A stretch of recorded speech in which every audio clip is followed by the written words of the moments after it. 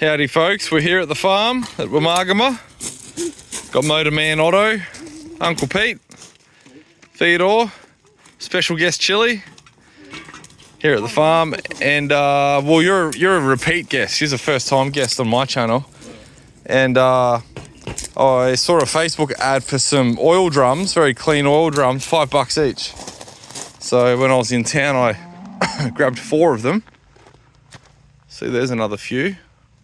And I just hacked the top off with an angle grinder. Did the worst cut in history, so I keep telling everybody not to touch the lip of it. It'll be black after this cook, as all the colour burns and peels off. But we're doing another drum of biochar, and this time I'm using the drum vertically instead of horizontally. The other one worked well, but rusted out in the weather. Hoping I can just flip this one upside down and not catch too much moisture while I'm not using it. And we just started weaning calves. I'll take you over and show you the calves. Here's the cows hanging out. We left the little black heifer with Princess because she's still little, too young for weaning. And obviously Tamaliki there. That's her with the big moon horns.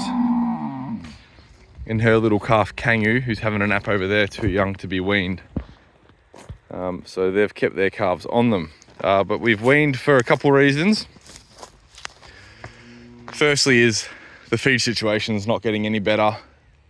Haven't had any of the rain. You know, everyone talks about that reliable rain that comes in middle of March. Well, it's middle of April. We haven't had anything. So the farm's a dust bowl. And we just want to take the pressure off the cows. Obviously, while they're lactating, they're spinning up a lot of energy use to feed their calves, who are all looking pretty good.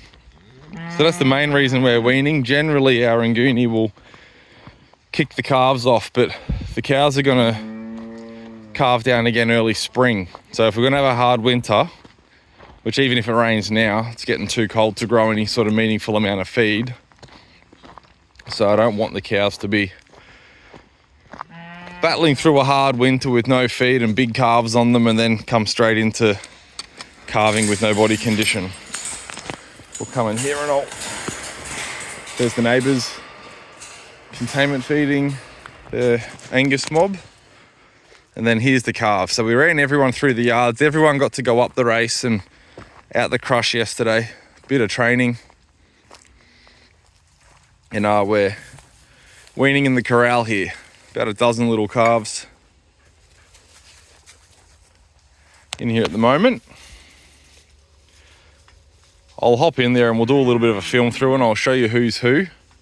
There's a couple that are small, but everyone in here is at least, I was looking through my records and I don't think there's anyone in here younger than 5 months. We're all sort of 6 months or so, so they're not huge calves. They are a small breed, the Nguni obviously, but we've had a challenging season and the mums have done really good considering they've just been eating low quality straw and some pasture hay. But we've got the calves in here on oaten hay, some nice quality oaten hay that I just had delivered, and the mums are bale grazing out there and we're letting them say hi through the fence, and so far that's kept everyone pretty quiet because we're hanging out here milling around lighting fires. There's a heap more volume happening now. Everybody wants to show off how maternal they are. Come Spud back. We'll come in and I've got 8 back. In this little group of calves, we've got a bunch of purebreds, a couple F2s and a couple F3s. So that's an F3, one of the older calves. That's an F3. That red one there and that black one are purebred. That brown spotty one, it's a bit stirry. Got nicknamed Vegeta by one of the farm hands because it ran up and head-butted him and then went through a fence. So we hog-tied it and put it on the back of the ute. We're going to carry it up here. We could barely get it on the ute. So that brown spotty one, Vegeta, and that one. Oh, sorry, just that one's an F2. These are both F3s. Nkombe here, I'm not saying it properly. Queen Nandi's daughter, Nkombe, something like that. She's gorgeous. She's my favourite little calf in this mob. She's a purebred. She's an absolutely stunning little cow, little heifer cow. And then we've got Scoop, who's hiding from me. She's purebred too. Came out of a polled mum, Gelato, and obviously bred to a horned bull. And she's, I got her as a calf, so her mum came as a cow-calf pair, so not my breeding. I was hoping she'd be polled too. Be nice to have some polled animals. They're very desirable at the moment, but wasn't the case. And then this little white one here is purebred too. That's Tamaliki's daughter. Tamaliki's scurred, and she's looking polled. Look at that beautiful black muzzle. Looks like a speckled park, doesn't she? So I think I've shown you everyone. I don't know how much that means to all of you, or if you're interested in that, but purebred obviously means both parents are pure Nguni. First cross, so F1, in most of these instances means mum was either a Hereford or a shorthorn. We do have some Angus F1s. So for instance, Crazy Vegeta there, she's an F2, so her mum is an F1, meaning her grandma was a Hereford and her granddaddy was an Nguni. So her mum's an F1, meaning 50% Hereford, 50% Nguni, and then bred back to an Nguni bull, Bomvu.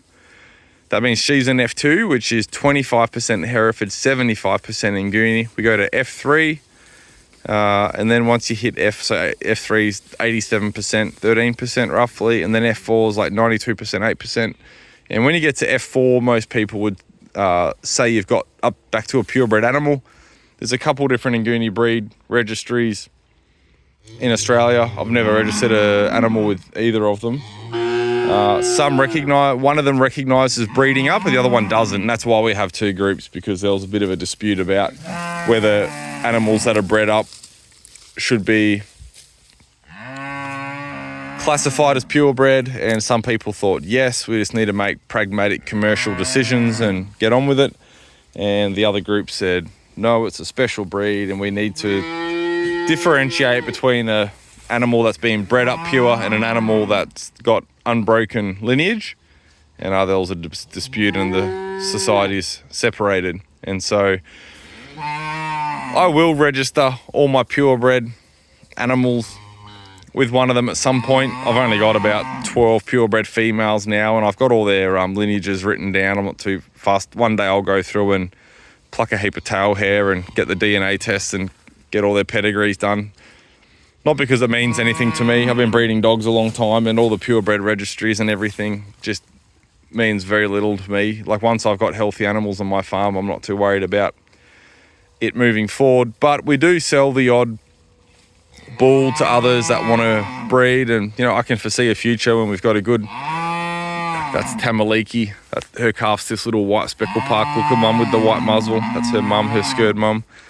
And I can foresee a future where we've got a good number of animals, and maybe we do sell some females here and there, and I'm guessing buyers might want to see a bit more paperwork and that sort of thing. So I'll get around to it eventually, but at the moment I've got my internal record keeping and I'm not too fussed about it.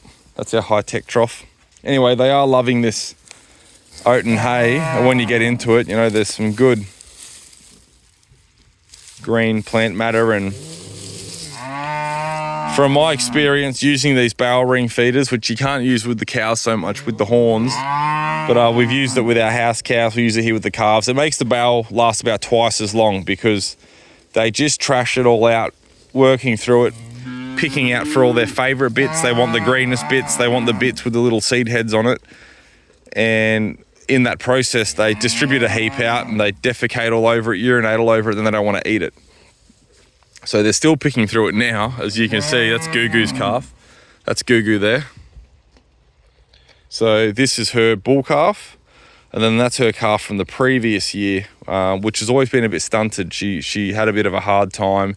She didn't nuzzle up very well in the beginning. We actually weren't sure who her mum was for the first couple of days, because every time we checked, we could never see her feeding. And she's a lot more bonded to Gugu than Gugu's current calf that's feeding. So even though she's weaned, she's always satelliting around Gugu, always by her side. They've got a beautiful relationship.